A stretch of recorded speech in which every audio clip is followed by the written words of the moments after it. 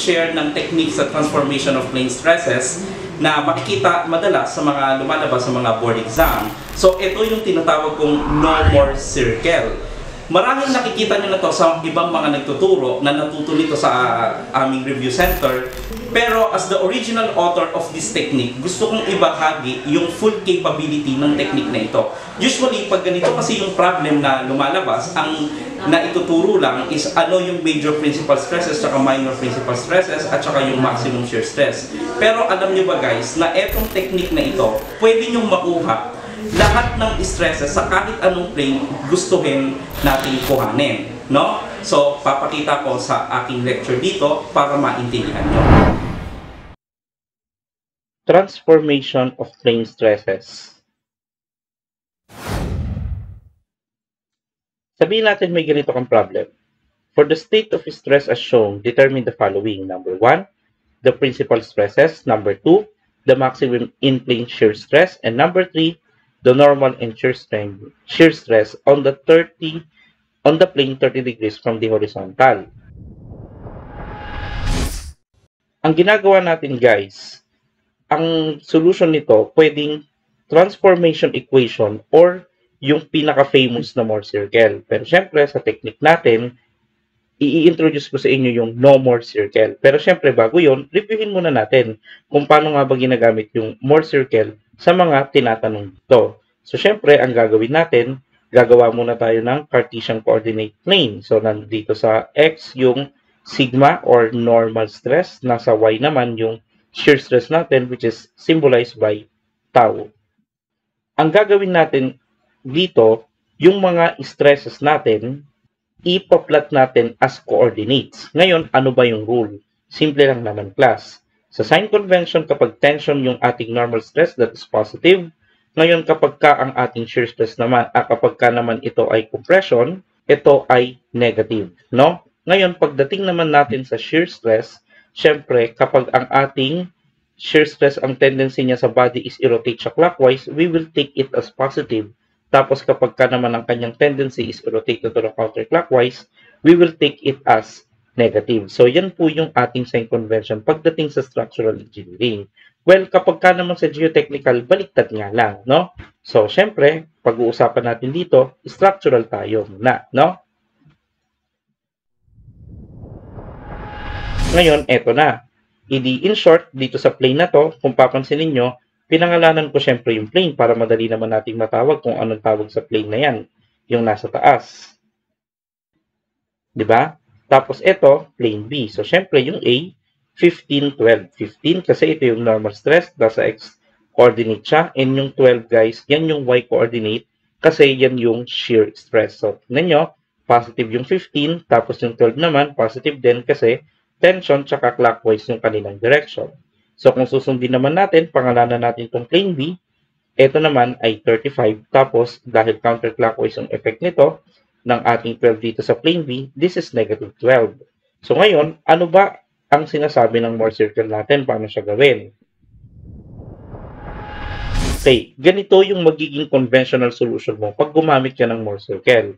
So ang gagawin mo, ipa-plot mo yung mga points dito sa ating Cartesian coordinate system, tapos gagawa ka ng more circle, di ba? Tapos ngayon, yung major principal stress, ito yung pinakamalaking value ng normal stress, which is technically nandito sa pinaka-rightmost point ng ating more circle, which is technically, pag kinompute mo, that is yung center kasi niyan 25, plus yung radius 15.62, that is 40.62. So siya nga pala guys hindi ako magtuturo talaga dito mismo ng concept, ituturo ko lang sa inyo yung technique nito, no? Kasi hahaba yung video natin. So ngayon, eto naman, 25 minus yung radius, that is what? 15.62. So, that is 9.38 megapascal. So, ngayon, para naman dun sa maximum shear, okay, ibig sabihin, yun yung pinakamataas na y-ordinate, which is in our case, that is equal to the radius, which is 15.62. So, that is how you do it in more circle. So, sir, paano po bang makuha yung major? So, yung gagamitin ko dito is yung canon, pero technically, hindi naman to favor lang sa isang brand ng calculator. In fact, pwede mo rin gamitin ito kapag Casio ang iyong calculator. So, ganito. Papakita ko rin siguro sa inyo sa Casio para naiintindihan natin. So, gagawin mo, pupunta kayo sa mode 3, tapos 2, okay? Linear po yan, no? Ngayon, ipa-plot natin as is yung mga coordinates o yung mga stresses natin dito sa XY column. So, halimbawa, ito 15 sa normal stress, tapos ito 12, no? Tapos ito namang isa, that is 35, tsaka negative 12. So, ito siya, di ba? Ngayon, ganito. Ipe-press mo tong CA, ayan, tapos pipindutin mo tong formula na to. So, apps, punta kayo sa number 5, S bar, tapos number 2, X bar plus, tapos shift plus para palabas yung polar. Tapos, apps natin, ano ba ito? Pupunta kayo sa number 5, S bar. So, titignan nyo tong population standard deviation of X. That is number 3. Tapos, lalagyan mo ng comma. Okay? Tapos, apps. Balik uli kayo sa 5S bar. Tapos, number 6. So, lagyan mo ng parenthesis. Diba? Yan yon. Tapos, equals mo na. So, ayan na. Yung nakuha nyong sagot, guys, yan po yung ating major principal stress, which is 40.62 megapascal. So, para makuha naman yung minimum o yung minor principal stress, all you have to do is edit this expression. So, instead of plus, make it minus, di ba? And then, the answer is 9.38 megapascal. So, ngayon, ang tanong, paano mo naman kukunin yung maximum shear, which is nakita nyo doon, equal yun sa radius. Eh, sir, hindi naman tayo nag-compute ng radius dito, di ba? Okay, ang gagawin nyo lang, guys, press CA, and then press alpha X. Okay? So, ngayon, yan po yung radius natin kanina, 15.62. So, sir, ano po ba yun? Bakit naging 15.62 yung sagot? Eh, hindi naman tayo nag-store ng X kanina. So, simple lang, class. Ang logic kasi ng calculator, simple lang. Kapag ikaw po ay gumagamit ng polar function sa calculator, yung value ng radius at saka yung angle ay mismo na i-store dun sa ating calculator. So, kung tutuusin, kung titignan mo yung y, meron ka makukuha dyan, which is 50.19. So, ano ba yung 50.19 yan? 19 na yan. So, tuloy nyo lang itong video, malalaman nyo rin kung ano yung value ng y na yan. So, syempre class, yun yung madalas yung nakikita sa mga, siguro may mga ibang gumagawa ng mga videos about it, pero eto class, okay, etong technique na to, sa totoo lang, kaya din nitong makuha yung stresses sa kahit anong plane. So kasi, kapag i-conventional mo to, ganito yung magiging solution. Okay. So ayan, di ba ito yung more circle natin, drawing mo lahat yan. So, ang gagawin mo, kagaya nitong plane scene na to, so, halimbawa, yung plane scene na yan, kung makikita mo, that is 60 degrees counterclockwise from horizontal plane.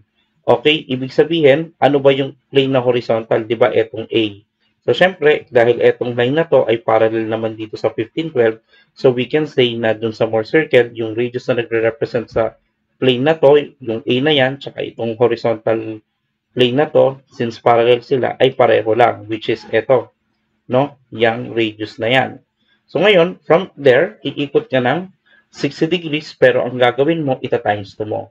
That's why, iikot ka ng 120 degrees counterclockwise, kaya class, hahanapin mo pa tong angle na to. Which is, in fact, kung nakikinig kayo kanina, yung 50.19 na yan, yan po yung angle Y kanina. Diba? So, pagkatapos niyan, guys, no? Pag nakuha mo tong 120 degrees na ito, susukatin mo ngayon itong reference angle natin. Kasi alam niyo naman, class, ang solution niyan, di ba? Gumagawa kayo ng right triangle.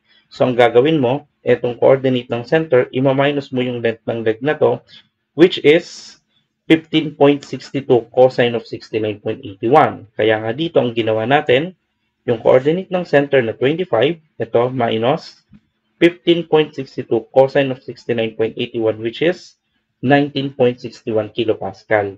So, for sure naman, okay, dahil nasa baba siya, hindi yung height nito is 15.62 sine of 69.81. Alam nyo naman, opposite side is always equal to hypotenuse times sine of an angle. So, don't you worry guys, kasi yung sign naman ng shear dyan, it only gives you the direction of the shear as it acts on the body. Okay? So, ngayon, sir, posible po ba namin makuha? Kahit yung plane na yan, 60 degrees from horizontal, nang hindi nagdodrawing ng Morse circle. So, eto, panoorin nyo. Ganito yan, guys. Okay.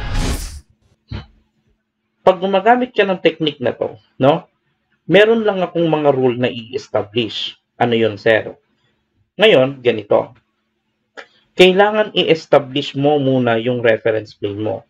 Sa Caltech na ginawa ko, ang rule is ganito. Titignan mo kung sino yung normal stress na mas malaki ang kanilang value. So, since sa case natin, parehong positive yung 15 at saka yung 35, kung parehong positive, therefore, mas malaki yung 35. Kung merong compression dito, say for example, negative 35 ito, hindi mas malaki ngayon itong positive 15. I hope na-get nyo yung case ko. So, meaning, dahil mas parehong positive naman, sabi ko nga, kaya 30, dito sa plane B, nandito yung ating reference plane. No? Ayan, plot natin. So, ngayon guys, titignan nyo kung ilang degrees mula sa reference plane yung plane na gustong ipakuha yung stress. Eh sa case natin, that is 30 degrees. Remember, di ba 60 dito kanina? Since complement lang naman to ng 60, kaya 30 ito. So, ngayon, ang gagawin natin, anong angle yan? Gagamitin natin guys yung sign convention ng trigonometry sa mathematics.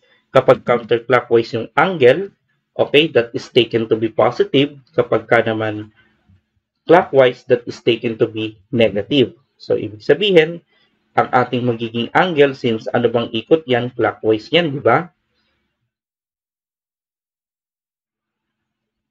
So, ngayon, dahil clockwise yan, edi negative 30. So, ano yung magiging gagawin natin, sir? Ganito.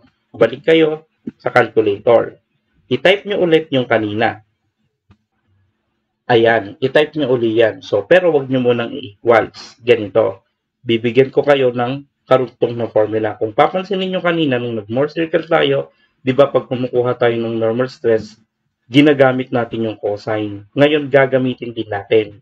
Ito yung formulang idudugtong mo. So, pipindutin mo tong cosine, tapos pupunta ka ng apps, no?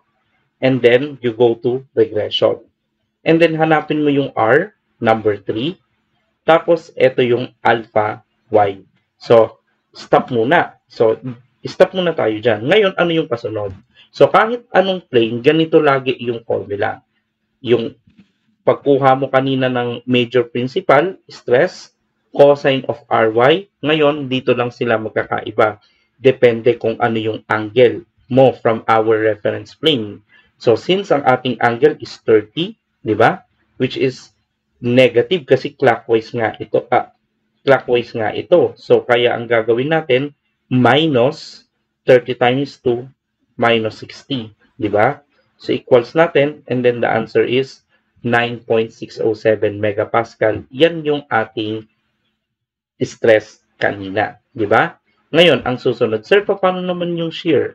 So, syempre, sa shear naman, guys, gagawin nyo, i-edit nyo lang to, no?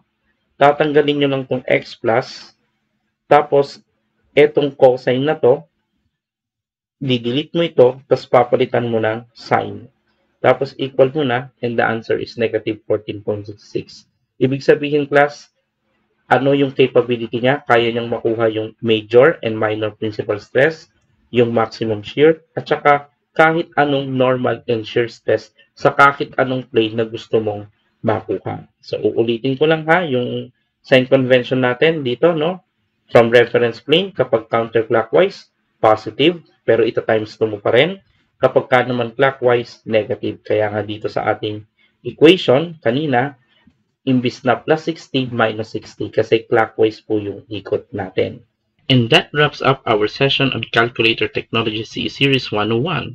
We hope you found this lesson valuable and are ready to tackle your calculations with confidence. Remember, mastering your calculator is key to speeding up your problem solving during exams. If you have any questions or need further clarification, don't hesitate to reach out in the comments below. For more tips, tutorials, and CE series like this, Make sure to hit that subscribe button and follow us on Facebook. Stay updated with our latest content to keep your preparation on track. At Mega Review and Tutorial Center, your success is our mission. Let's conquer the exam together. Thanks for watching and see you in the next video. Mega Review.